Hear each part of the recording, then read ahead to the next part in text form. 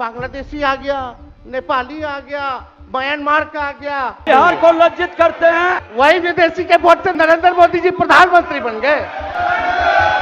क्या मतलब? अरे सुनो ना, पहले तो थे ना, जब उम्र तुम्हारा कम था, तुम्हारे पिताजी 7 साल मंत्री थे, हम तो 9 महीना नहीं भी रहे, हमने दूसरे को दे दिया। बीच में 1.5 साल आप लोगों को भी किया, लेकिन आप लोग भी ठीक नहीं कर रहे थे तो छोड़ दिया। आज चुनाव लड़ने में अंड मंड जितना बोलना है बोलते रहिए। 4.5 करोड़ लोग, बिहार के लोग जो है बाहर पलायन करते हैं।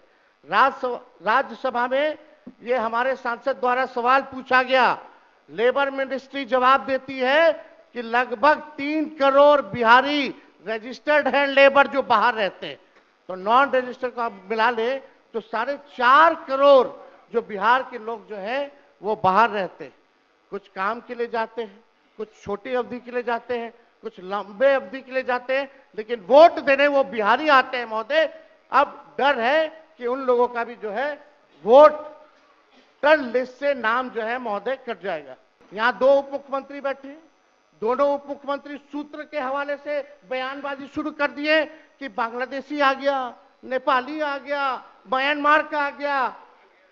परसों ही सुन तो लो भैया, पर एक मिनट अध्यक्ष महोदय, सूत्र को क्या कहते हैं और सूत्र पर ही तो ये सारी बात कर रहे हैं।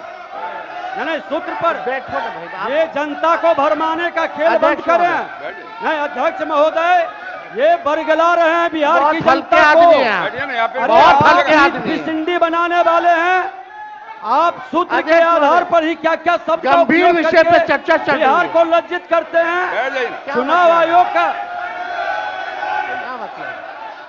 आप बैठिए। बहुत हल्कापन आप दिखाते हैं। आप लोग क्यों नेता बिल्कुल को कमजोर समझते हैं कि खड़े हो जाते हैं उनके पक्ष में? अध्यक्ष महोदय, बोलने दीजिए। सुप्रीम कोर्ट, एक मिनट, सुप्रीम को एक मिनट, अपने पार्टी के नेता की बात भी नहीं सुनना चाहते हैं आप ही लोग शोर कर रहे हैं। बिना अध्ययन करके आते ये तो दिक्कत बोलिए। है।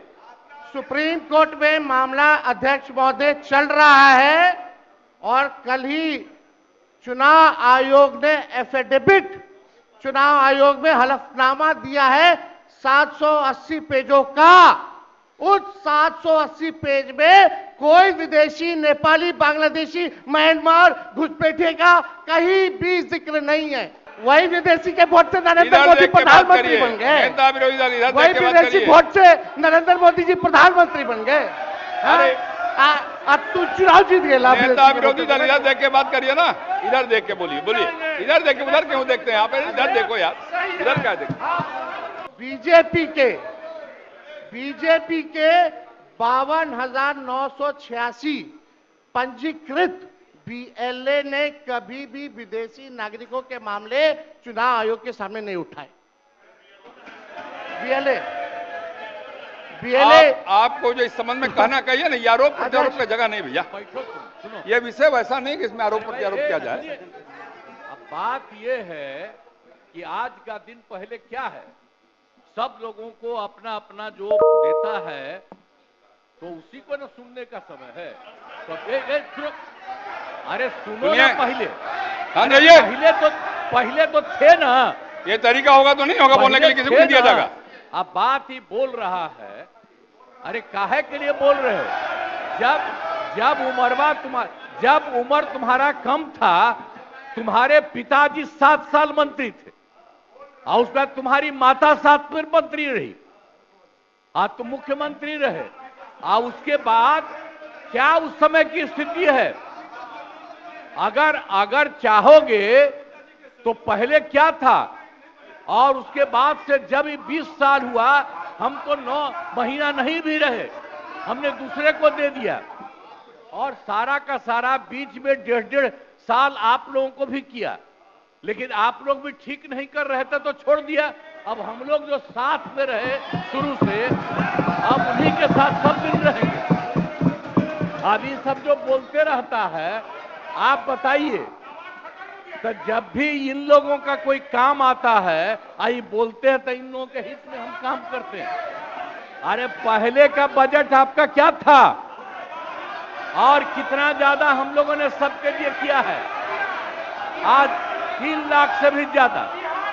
और केंद्र सरकार ने भी, सुनिए, केंद्र सरकार ने भी काफी मदद कर रही है और मिलकर के बिहार में जो चीज की कोई कमी थी हम लोग चारों तरफ घूम करके देखे हैं और जहां कोई कमी थी उसको भी कर दिया।